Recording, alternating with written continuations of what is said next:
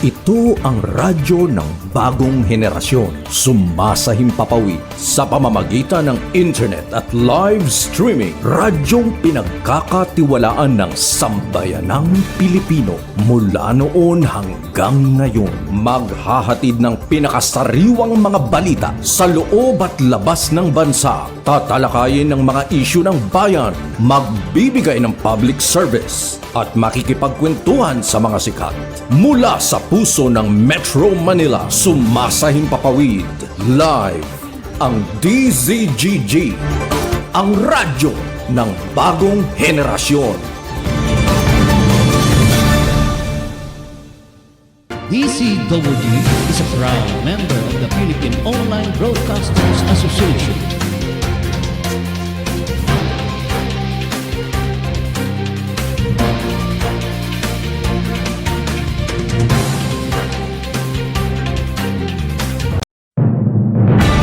Balitang Pilipinas Worldwide.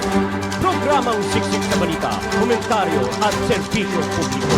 Ang mga balita ay tatalakay ni Boyet Guillermo, magbibigay ng puro-puro at paglilinaw sa likod ng mga balita na nagmumula sa sikat na tao. Sa bahagi ng Balitang Pilipinas Worldwide, hindi mawawala ang serbisyo publiko para sa mga kababayan na nangangailangan ng tulong. Balitang Pilipinas Worldwide. Narito ang balita si Boyet Guillermo.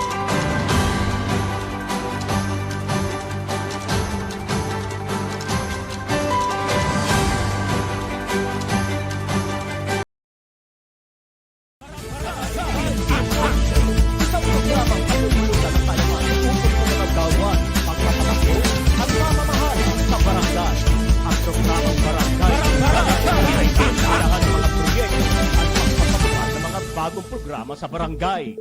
Makikilala din dito mga opisyal na naglingkod at naghahangad magserbisyo sa barangay. Kaya, halina kayo, mga kabarangay, manood at kilatisin natin ang ating mga opisyal ng barangay. Samahan sina Rolly Bonion at Boyet Guillermo sa kanilang 1 oras na programa mula ika-11 ng umaga hanggang ika-12 ng tanghali. Tuwing Lunes hanggang Biyernes. Barangay in Action! Naririto na ang mga pinagpipitagang host ng programa.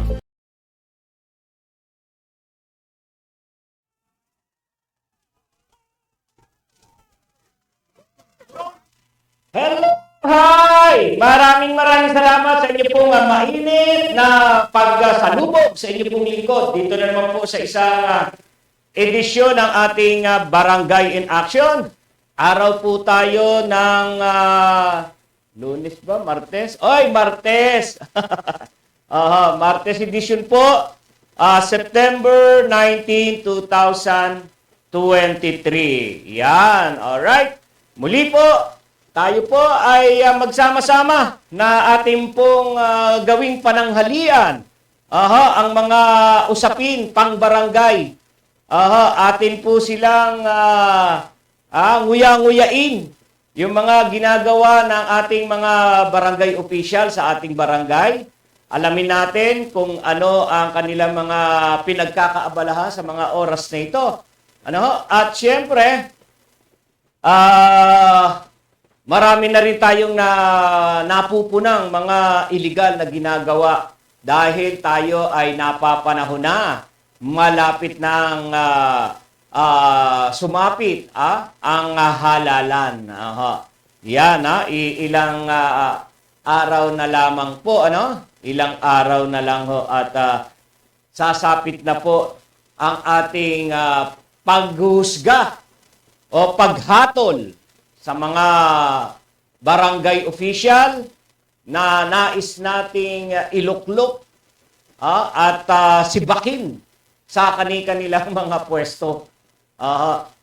Kung sila ba ay nakagawa ng kabutihan sa kanilang barangay, meron ba silang naiambag na pagsulong ng ating mga barangay? Ayan. Kung wala, ay wag na natin silang bigyan ng pagkakataon na manatili pa sa kanilang mga pwesto o sa kanilang mga posisyon sapagkat nasayang lang ang ating nasayang lang yung mga binigay natin sa kanila na honoraria. Nasayang lang. Pero kung ang iba namang napupusuan natin,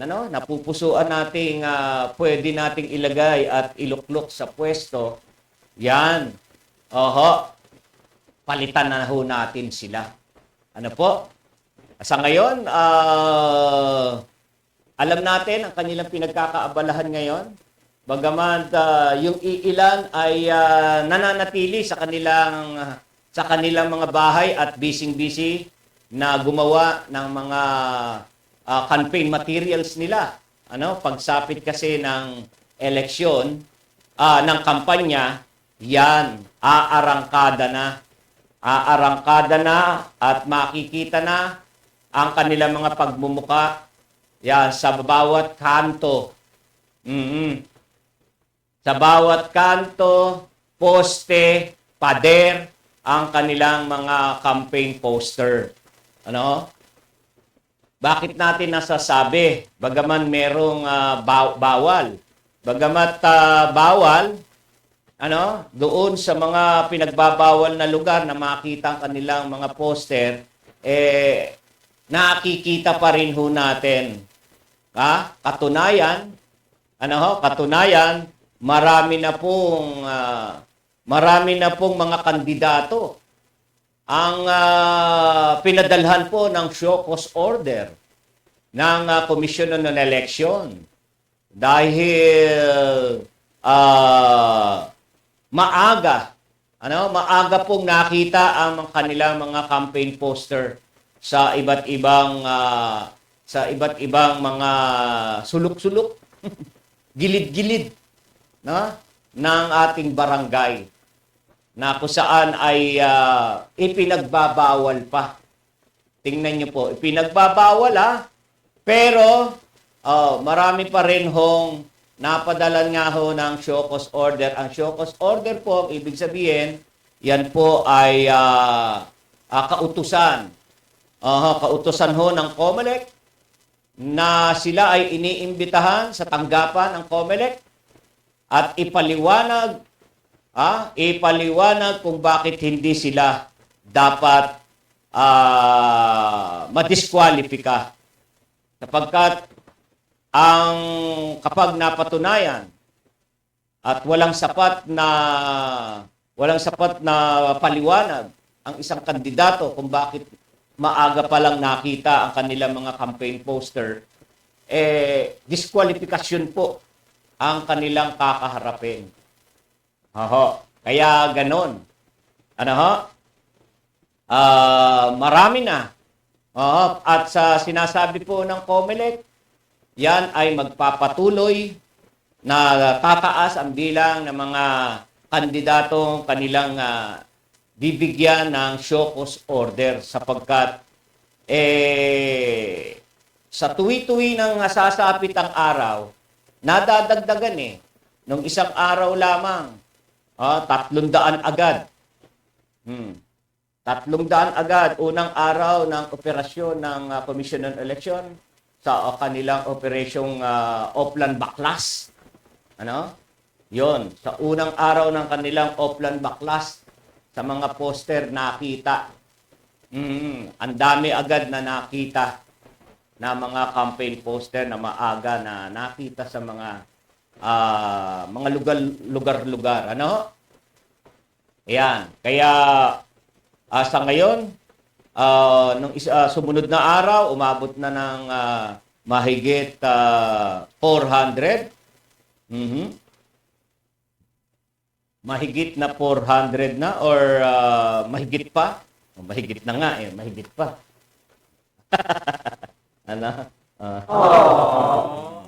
Mahigit 400 na mahigit. Makulit. Ayan. Kaya marami. Ngayon, pag hindi nga ho yan ay hindi ho nila naipaliwanag yan. Yan, diskwalifikasyon ho ang kakaharapin nila. Tama lang po yan. Kasi dyan ho, agad ho natin na makikilala ang isang opisyal na sa simula pa lamang hindi pa nag-e-eleksyon, no? Kampanya pa lang. Pumapasok pa lang ang election period natin, ay sila ho ay nagiging agresibo, nagiging agresibo at gusto na agad makauna, ay hindi naman ho maaari yan sapagkat meron po mga itinakdang mga patakaran ang COMELEC sa halalang itong ating pong barangay at SK election SK election 2023. Kaya naghihigpit po ang COMELEC. Ayaw ng COMELEC na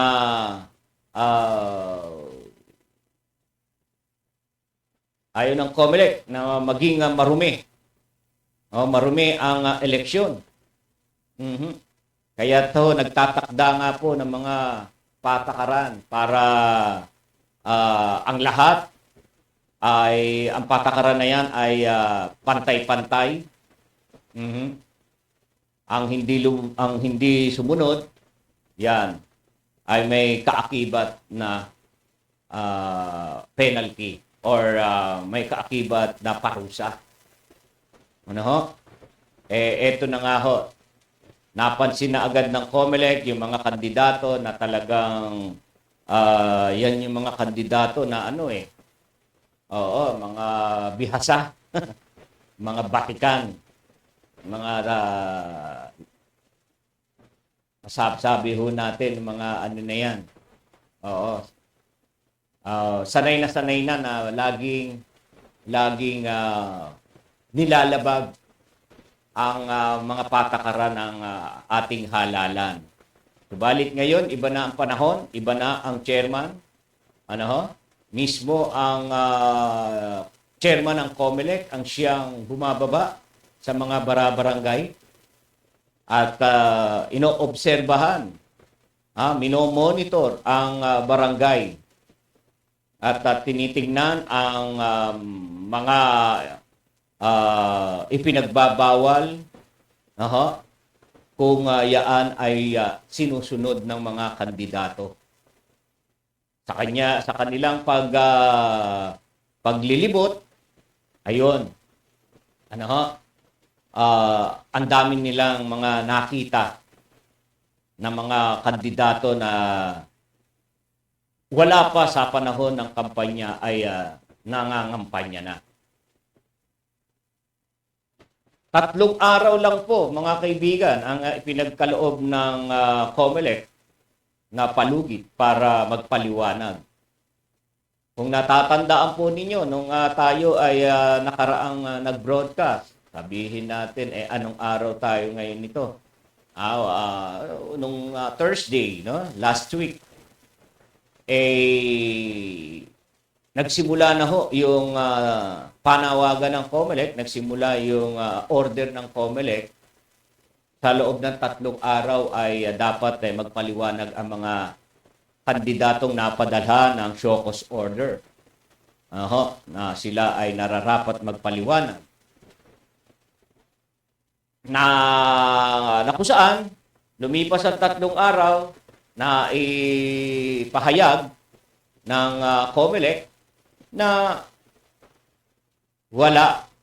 walang kandidato, miski isa pa. Yung unang napadalan ay walang sumipot, walang nagpakita. Walang nagpakita. Yan ang mga klase na mga kandidato. Ganyan ba? Sila ba ang nararapat nating iboto? Sila ba ang nararapat nating ilagay sa posisyon? Sa simula pa lamang ay nilalabag na nila ang batas. Na kung saan kapag naipatawag hindi kayang ipaliwanag ang kanilang panig. Di ba? So, anong klaseng pamumuno ang aasahan natin sa kanila kung sila ang ating iluluklok bilang opisyal ng ating barangay? Ano? Kaya tayong mga kababayan, tayong mga butante, ay talaga dapat mag-isip-isip kung sino yung talagang karapat-dapat nating piliin na iluklok po sa posisyon bilang kapitan, bilang SK, bilang mga SK kagawad. Mamili tayo ng tama. Mamili po tayo ng tama at yung mga bago naman sa ating barangay na naghain ng kanilang COC na alam naman natin at kilala natin ang kanyang pagkatao, ay timbang-timbangin po natin sila. Timbangin natin yung mga dati na namuno na ilang dekada, hindi naman dekada, ilang taon na, ilang termino na. Natapos na ang termino at 2 beses pa, kung di tayo nagkakamali, 2 o 3 beses na-postpone ang eleksyon.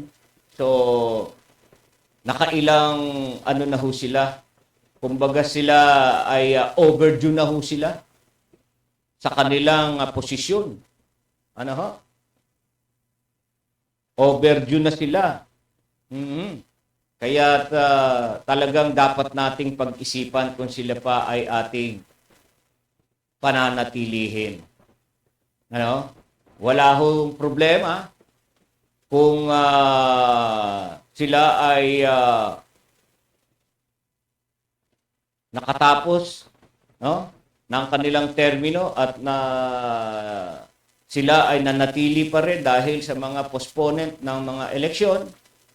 Maganda naman ang kanilang nagawa sa inyong barangay. Abay, yung mga ganyang official ay hindi tinatapon.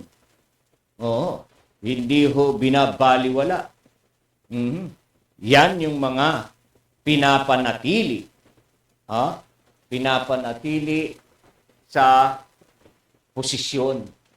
Ano po?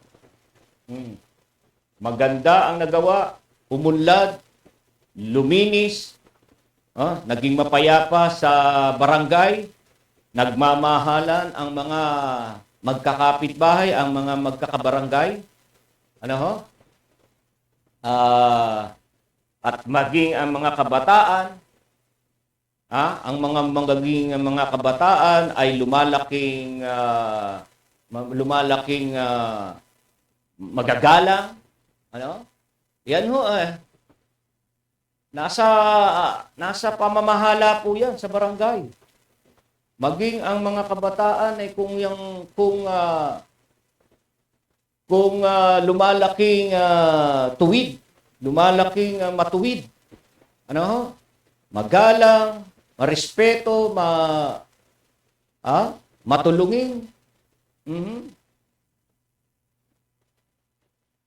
Kung yan ay naitanim ng ating mga traditional politics or yung mga batikan nating politiko sa barangay, hindi natin wala na. Wag na tayong magdalawang isip na sila ay ating palitan. Sapagkat nakakapanghinayang kung mawala sila sa posisyon. Maganda naman at meron tayong pakinabang para sa kanila. Maganda ang kanilang nagawa sa ating barangay. Yung mga alam naman natin na talagang siguro naman iilan lang din naman ho yan. Hindi naman siguro lahat ng barangay official ay walang nagawang mabuti. Meron dyan. Kahit iisa, meron ho dyan. Oho. Hindi yan sumusunod sa agos. Kasi kumisa yan ang ano eh. Yan ang katuwiran eh. Sunod ka lang sa agos. Ano? Sunod ka lang sa tugtog. Pag ganyan nung sunod ka lang ng sunod, wala kang sariling disposisyon yan. Sumusunod ka na lang. Wala ang iyong paninindigan dyan. Kapag sunod ka lang sa agos. Nilalamong ka na ng bulok na sistema. At pag nagkaganon, iisa ka na nga lang, magpapatangay ka pa sa kanila, ano na ang mangyayari sa ating barangay? Ano? Ano na? So, mananatili lang ang korupsyon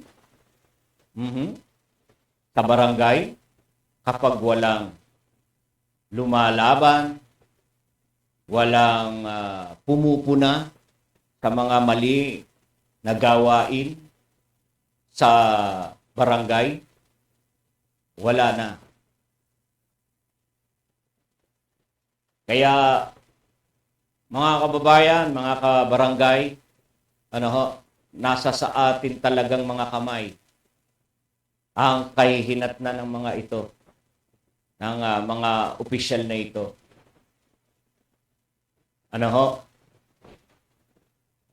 Kaya tayo ay maging matalino. Maging matalino. Maging matalino tayo sa pagpili. At nalalapit na po yan. Nalalapit na. Kaya napakahaba ng panahon. Napakahaba ng panahon na napag-aralan natin sila dapat sa ngayon pa lamang. At nag-uumpisa pa lamang po pinag-uusapan ang eleksyon ay dapat sinimulan na ho ninyo ang inyong pagsusuri. Pagkilala sa mga narinig ninyong tatakbo sa inyong barangay. Ano po? Kaya dapat alam na po ninyo kung sino-sino. Kung sino-sino ang nararapat na ilagay ho ninyo sa inyong mga balota. Yung mga lumabag na sa patakaran ng eleksyon, i-scratch nyo na ho yan sa listahan ho ninyo. Sapagkat hindi ho magdudulot ng kabutihan yan sa barangay. Sapagkat simula pa lamang ho eh. Alalahanin po natin ang ating mga opisyal ho sa barangay. Sila ho ay ang frontliner ng pagpapatupad ng mga batas. Kung sila ho ay magpapatupad ng batas at nag-ano ho sila, no? Lumalabag, ang batas ho ay walang kinikilingan, walang pinoprotektahan, serbisyo lamang po. Yan ho ang layunin ng batas.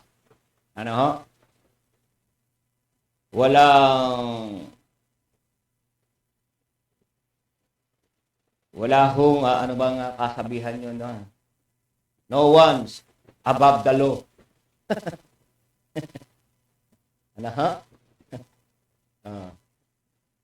May kulang ba doon sa sinabi ko? Parang may kulang aho eh. Alright. So, teka muna. Batiin natin. Yan, si Utol. Si Utol. Si Utol Daño Guillermo nanonood. At ang kanyang may bahay. Yan. Yan ang dapat ini-endorse yung mga tao na manungkulan sa inyong barangay. Merong pusong makadiyos, makatao. Oh. Ah? Alam niyo po, ang isang tao kapag may pusong makadiyos, takot hong gumawa ng masama yan. Oo. Takot hong gumawa ng masama. Kaya maaasahan ho natin, makakaasa tayo sa kanila na sila'y makakapaglingkod ng tapat. Makakapaglingkod sa kanyang kapwa. Yan yung mga ganyan. Alamin ho natin ang kanilang mga background. Alamin ho natin ang mga background ng mga kandidato. Ano ba ang background nila? Pag naalaman ho ninyo, abay makadiyos ho yan, nais ho niya na makapaglingkod sa kanyang kabarangay, material at spiritual. Or, gusto lahong niyang ma-share ang kanyang kaalaman, ang kanyang lakas, sa kanyang mga barangay. Dahil yun ang natutunan niya sa ating Panginoon. Na maglingkod ka sa akin. Maglingkod ka.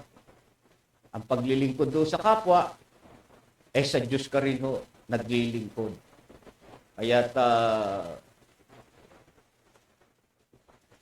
kuminsan naririnig natin mga kataga na yan, sa Biblia. Paglingkuran ninyo ako. Paano mo paglilingkuran ng Diyos? Hindi mo naman siya nakikita ng personal. Ang Diyos ay nasa ating kapwa.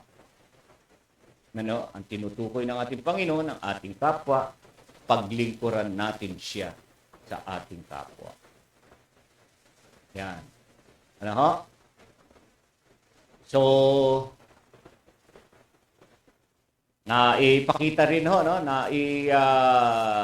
naipahayag din ng Commission on Election yung mga mga dapat na gawin ng mga nais na maghahain ng reklamo or disqualification case sa mga katunggaling kandidato. Yan. Binibigyan pa ho ng panahon, dinagdagan po or pinalawig ng Commission on Election ang paghahain po ng disqualification complaint laban po sa mga kandidato sa barangay at sangguniang kabataan eleksyon ngayong taon na ito. Sa loob po ng 5 araw. Ayan. Batay po sa resolution ng COMELEC na mahalaga daw po maayos ang period ng paghahain ng mga petisyon para sa diskwalifikasyon kontra sa maagang pangangampanya. Yung mga maghahain na yan, ay bukod pa sa ipupursigin ng COMELEC na sila ay nakakita or nakita ang mga kandidato na maaga ng kampanya ay ipupursige ho nila ang disqualification. Kung kaya nga ho sila ay nagpadala ng show cause order. Yan. At dito ho, binibigyan ho ng gabay ang mga maghahain ng reklamo laban sa kanilang katunggali or laban sa mga kandidato na nakitaan nila ng paglabag, yung tinatawag kong premature campaigning. Ito po ay layunin po na maging maprotektahan po ang integridad ng halalan. At nagbabala po ang Commission on Election. Doon din po sa pamimili at pagbenta ng boto. Oho, pagbebenta ng boto. Kaya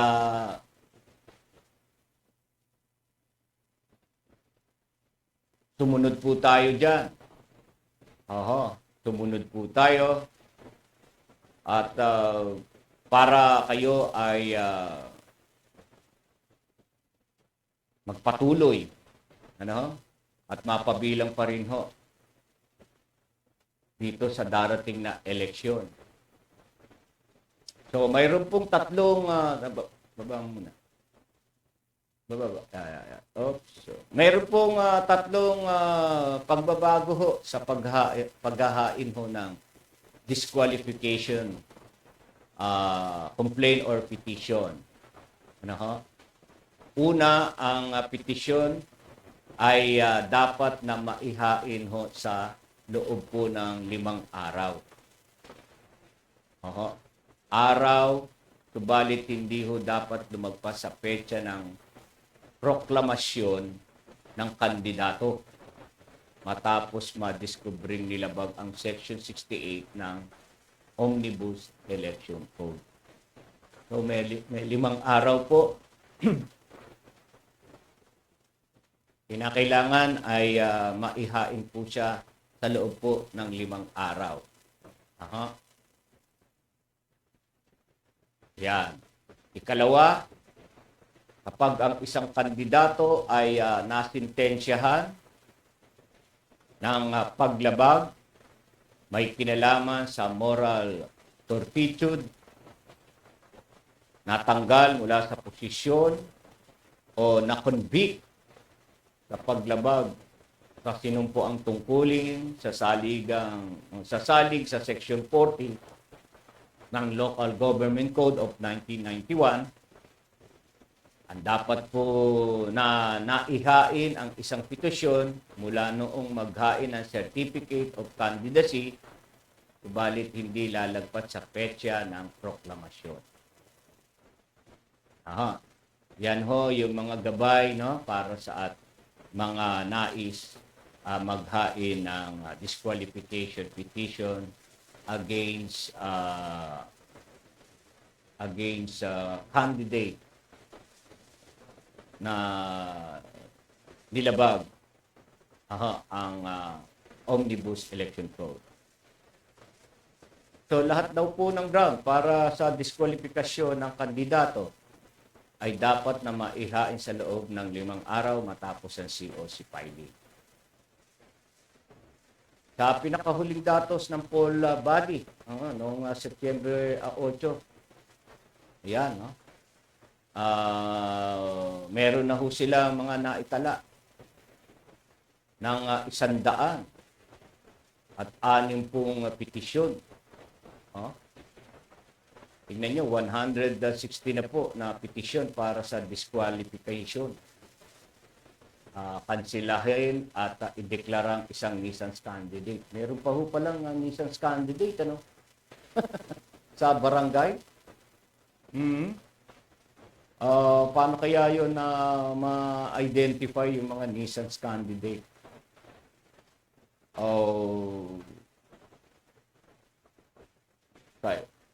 Sa national kasi, ano? Isang batayan dyan isang batayan din ho kasi yung wala kang kakayahan. Wala kang kakayahan na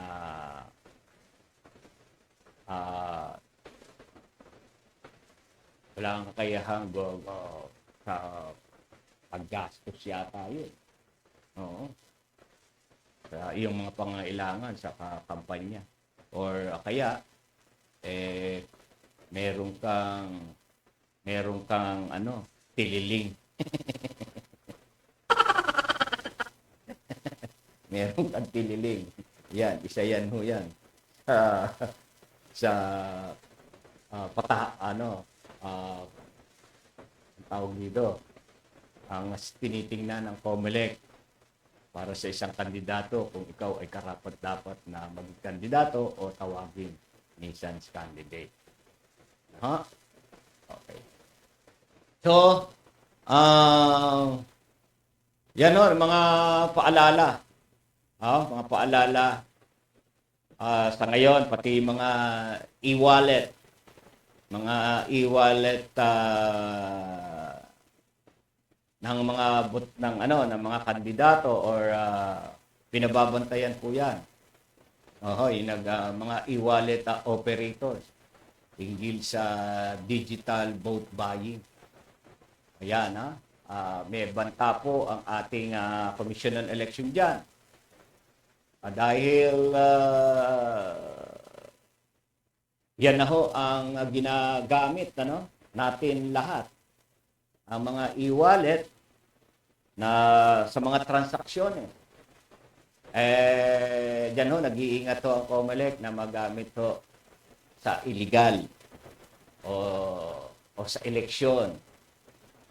Mga e-wallet na yan para makabili. Mabili o makapagpadala ng pera sa mga botante na kanyang binibili. Kaya nagbanta ang Commission on Election dyan na maaari silang madamay sa kasong vote buying. Kaya huwag nyo nang tangkain sapagkat ma-identify ho kayo.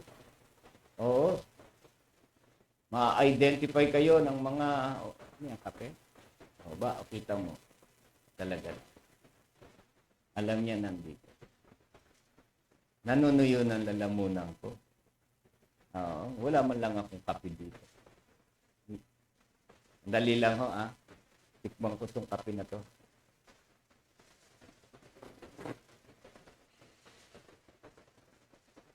Wow! Sarap! Kasi yung lamig ho dito sa sa studio Lamig, lakas ho ng aircon, kaya kinakailangan dito.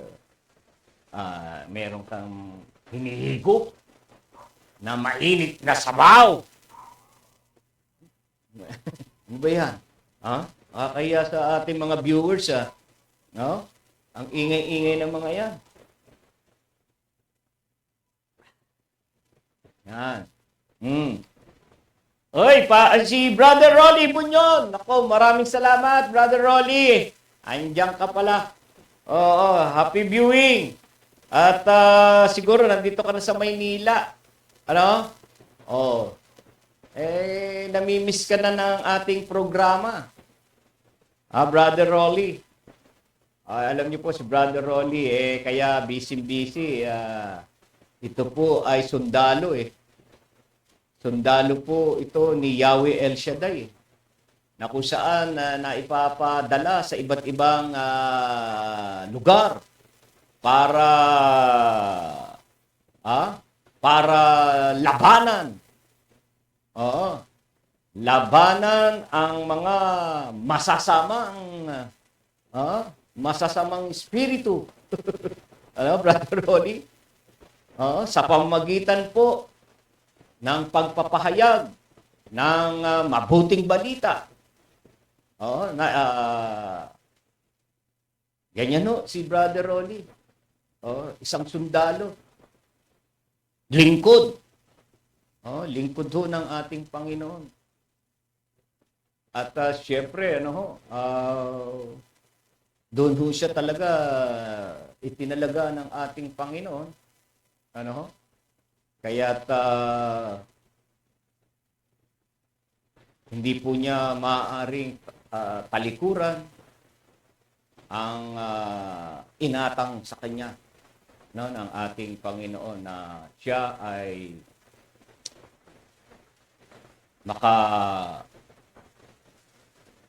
naalala ko to Brother Rolly si Pedro. Sabi ng ating Panginoon, halika, Pedro, sumama ka sa akin.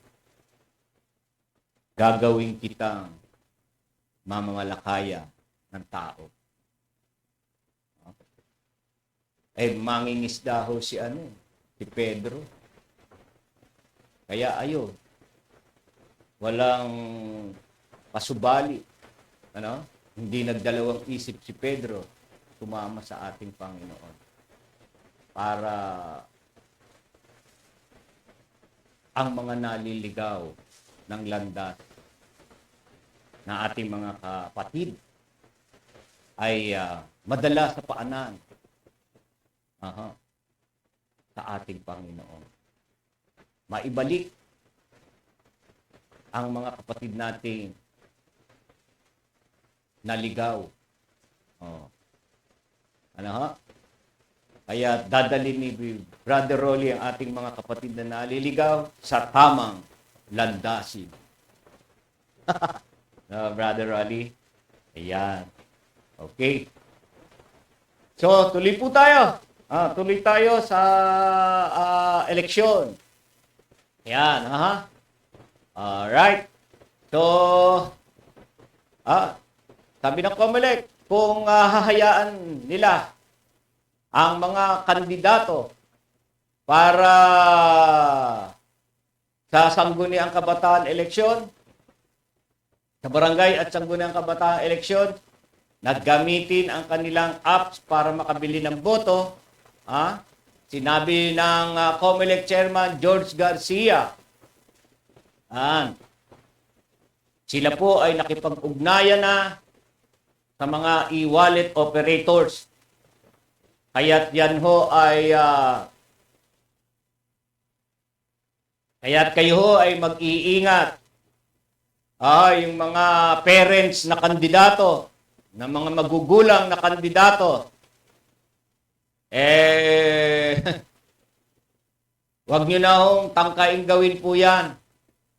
At tiyak, malamang sa alamang, malamang sa aalamang, o malamang sa malamang, kayo ay masakote. Huwag nyo nang pumarehas na lang po tayo. Hayaan po natin na humatol. Makita natin ang resulta. Makita natin ang hatol ng taong barangay. Laban sa atin. At napakasarap. Napakasarap na ikaw ay nanalo. Na talagang ikaw ang pinili ng iyong mga kabarangay na mamuno dyan. Di ba napakasarap ng pakiramdam ng ganon? Meron kang, di ba, taasno ka. Na maipagmamalaki mo na ikaw ay nanalo sa malinis na paraan. Na talagang hatol. Hatol ng iyong mga taga-barangay na ikaw ay ikaw ang iluklok bilang kapitan, bilang miyembro ng sangguniang barangay. Di ba ang sarap ng ganyan? Kung ikaw,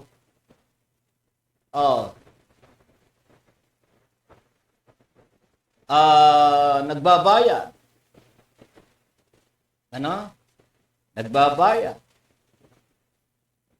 At pag ikaw napicturean pa dyan at na-videohan. Na-disqualified ka na. Nakakahiya pa yung ginawa mo. Ay alalahanin po natin. Kung yung mga nakaraang eleksyon nagawa mo yan, pinalagpas ka, nakalusot ka dyan, alalahanin ho natin, may katapusan ang lahat. Hindi mananatili ang pandaraya, panlalamang, or ang masama. Hindi mananatili po yan. Lagi pong ang katotohanan, ang katotohanan ang mananaig sa ibabaw ng lupa. Kaya kita nyo, di ba? May mga otoridad tayo mga may katungkulan sa ating pamahalaan. Hindi ba't nagwawakas ang kanilang mga pinaggagawa na illegal,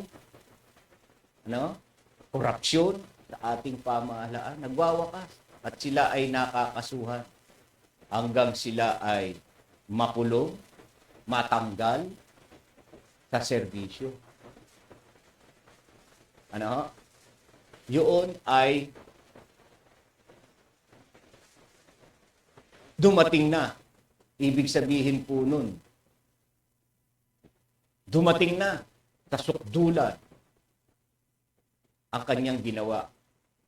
Kaya kinakailangan ng kalusin.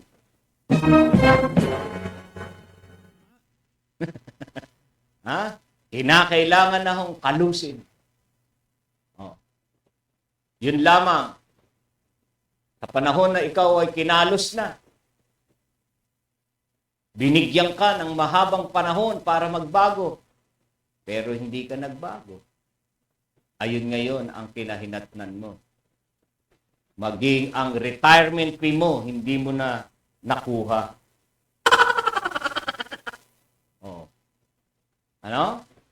So, nawala ang lahat.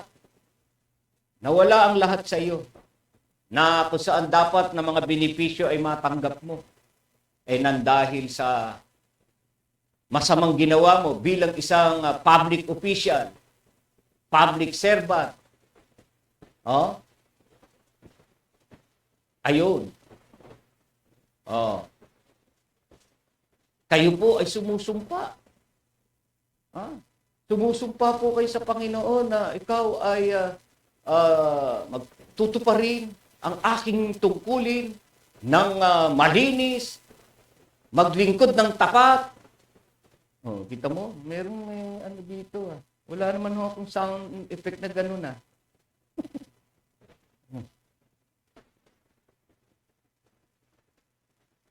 Meron ano ho yata dito. May boses ako naririnig. Ano po? Kaya, wag na ho nating subukan.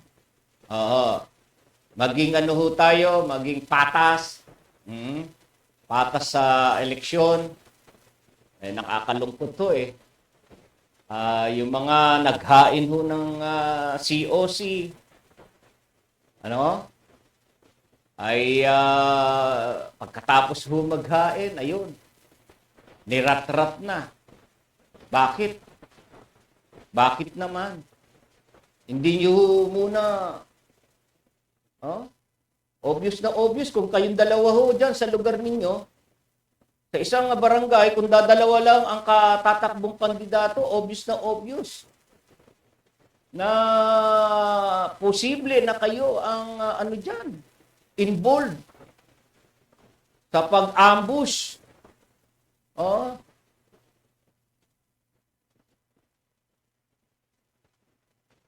Hindi ho makakalusot sa investigasyon yung mga ganyan sa ating kapulisan na dalawa lang kayo kandidato diyan at pagkatapos maghain ng COC ang katunggali itinumba.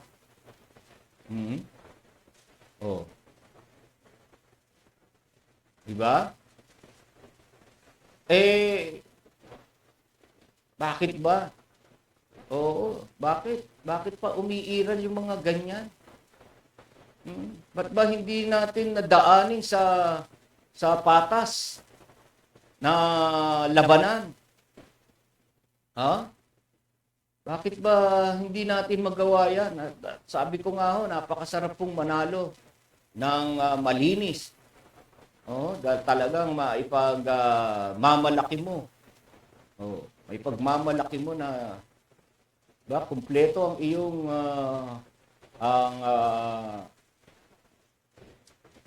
pagmamalaki sa tao na ikaw ay talagang ikaw ang pinili na ikaw ay maglingkod dyan sa iyong barangay. Naku, hindi ho natin talaga maunawaan. Ano? Hindi natin maunawaan na ano ba? Ano ba ang meron sa barangay? Bakit ba kinakailangan nating kumitil ng buhay? Ha? Ano bang meron? Samantalang kung sasabihin ang pera, ano ba? Wala namang pera, barangay. Bago mo makuha ang pondo para sa proyekto, ay yan ay maraming rekutitas na dapat na dokumentong isumite. Oh. Kapangyarihan, marahil. Kapangyarihan. Meron kasing iba, ginagamit ang kapangyarihan para sa kanyang sariling interes, proteksyon, sa kanyang buhay. Kaya pumapasok sa politika para maprotektahan ang kanyang sarili. Connection din. Andyan din ang connection. Hindi po ganyan ang hindi po dapat ganyan ang ating mga kaisipan. Ang ating pong unang tungkulin ho dyan ay yung nga po yung paglilingkod. Paglingkuran ng iyong barangay. Oho.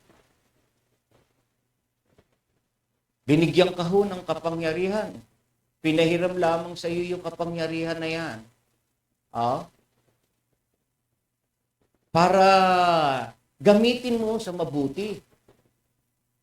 Sa kapakanan ng iyong mga nasasakupan. Hindi ho sa sarili mo.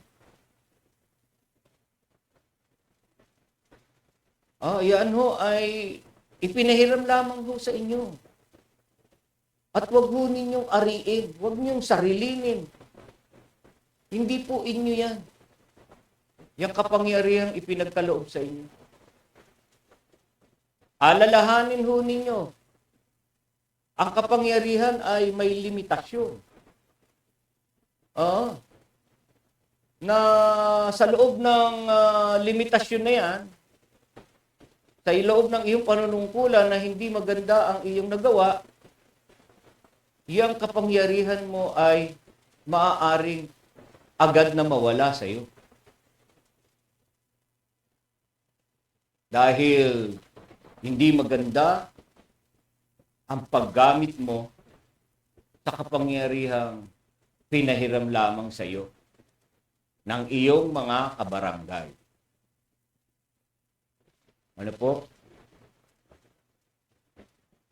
Kaya, naku, talaga naman ho, doon ho uli ako pupunta, matutukoy ko na naman po ang ating mga kababayan.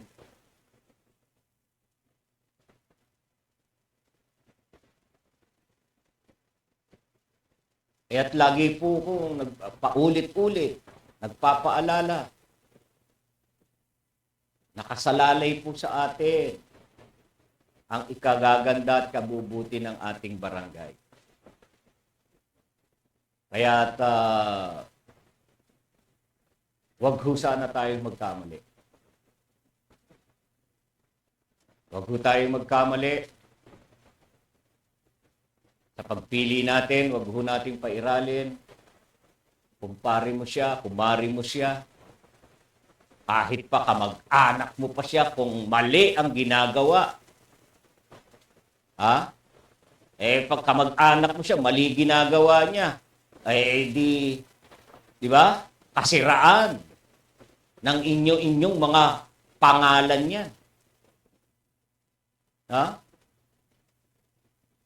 Isa bang karangalan niya na gumagawa ng kabalustugan ang iyong ang iyong kamag-anak na opisyal ng barangay, isa ba ang karangalan yan sa inyong pangalan? Hindi. Di ba? Kasiraan yan. Sa inyong pamilya. Oo, sa sarili nyo, akala nyo, oy, okay lang. Pero napag-uusapan kayo ng palihim. At ibo-broadcast kayo sa inyong mga pinaggagawa na akala ninyo. Di ba? Tahimik lang ang paligid, tahimik ang kapitbahay nyo. Pero alam na alam ang mga illegal o masamang gawain ninyo. Oh. Kaya mo ba? Di ba? Ipagpapatuloy mo pa, nakakasira sa pamilya nyo, yung iyong kamag-anak na opisyal ng barangay na gumagawa ng masama. Gumagawa ng illegal. Ay, nako. Eh kapag ganyan, hindi ka man, hindi mo naman ginagawa ang mga ganong bagay, pangit na bagay, nagre-reflect yan sa inyong pamilya. Kayo rin, iisipin na ginagawa din ninyo yan dahil kamag-anak niyo. Ano? Ang hirap isipin.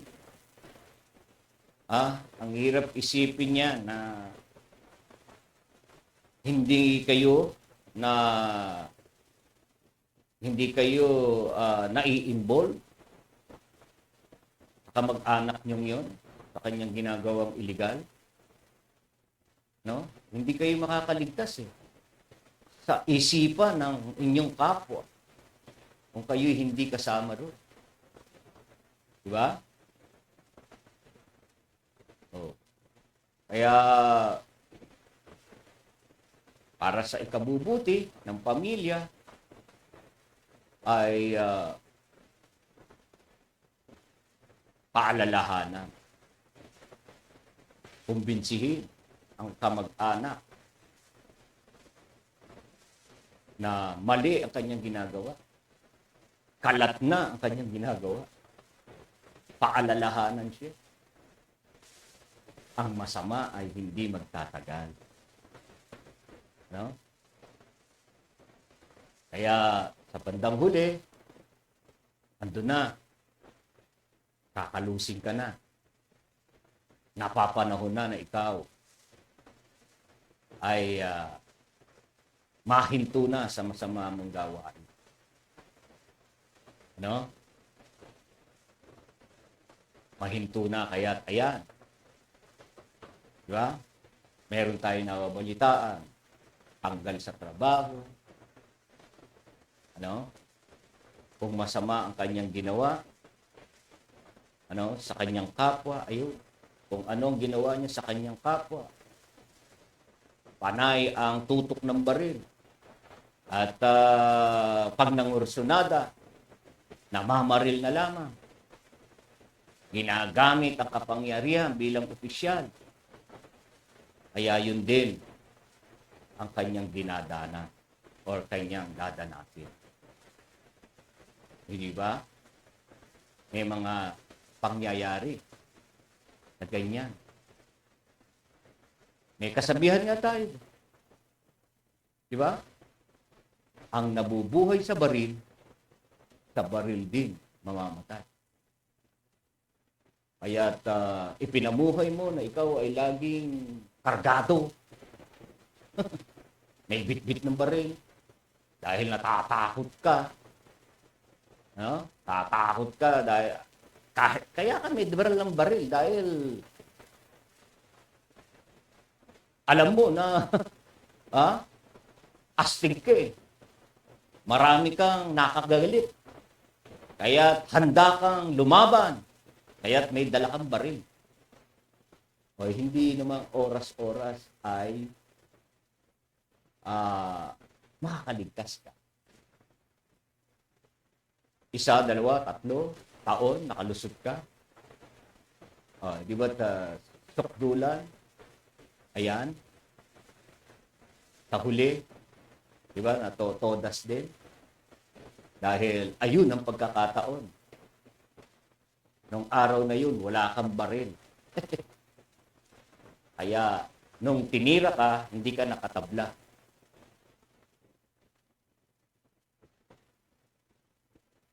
Na po. Alright. Ayan, mga kaibigan. So, wala na po tayong oras, pero bago po ako magpaalam, pansamantala sa inyong harapan, ito ay ating babatiin si Catalina Lim. Hello sa lahat. Ayan. Ang may bahay ni paring Hilario Lim. Mga kasamahan ko yan sa La Suerte. Alright. Okay. So, wala na ho tayong oras. At salamat po sa inyo pong panonood. Sa isang oras po na inyo pong pag-antabay sa akin, pagsama sa programang ito. Maraming salamat sa mga nanood. Ayan. Si Utol, Danyo, Guillermo, Catalina Lim, at si Brother Rolly Bunyon. Ang kapartner ko dito sa programa. Lamang sa mga panahon na ito, talagang busy si Brother Rolly. Pero naunawaan po natin yon sapagkat siya po ay, ang tawag natin, ano masasabi dyan, naghahanap ng mga taong naliligaw ng landas para maibalik sa paanan ng ating Panginoon. Right? So, maraming salamat po sa inyong lahat, sa inyong pong panonood. At syempre, bago po tayo magpaalam, ako po ay nag-iiwan po sa inyo ng mamaya ho pala, magkita-kita ho tayo sa programa po nating Balitang Pilipinas Worldwide, alas 5 ho hanggang alas 6 ng hapon. Ayan, magkita-kita pa rin po tayo ha, magkapanooran. So, ang inyong pong lingkod, bago magpaalam ay nag-iwan po ng kataga na tayo po ay pagpalain, ingatan, protektahan ng ating Panginoon, saan man tayo patungo at anuman ang ating ginagawa. Maraming salamat, Lord, sa inyo pong kabutihan. Yan, magandang tanghali po sa inyong lahat.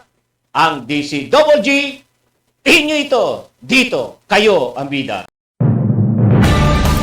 Ito ang radyo ng bagong henerasyon. Sumasahimpapawid sa pamamagitan ng internet at live streaming. Radyong pinagkakatiwalaan ng sambayanang Pilipino. Mula noon hanggang ngayon, maghahatid ng pinakasariwang mga balita sa loob at labas ng bansa. Tatalakayin ng mga isyu ng bayan. Magbibigay ng public service at makikipagkwentuhan sa mga sikat. Mula sa puso ng Metro Manila, sumasahimpapawid live ang DZGG, ang radyo ng bagong henerasyon. DCWG is a proud member of the Philippine Online Broadcasters Association.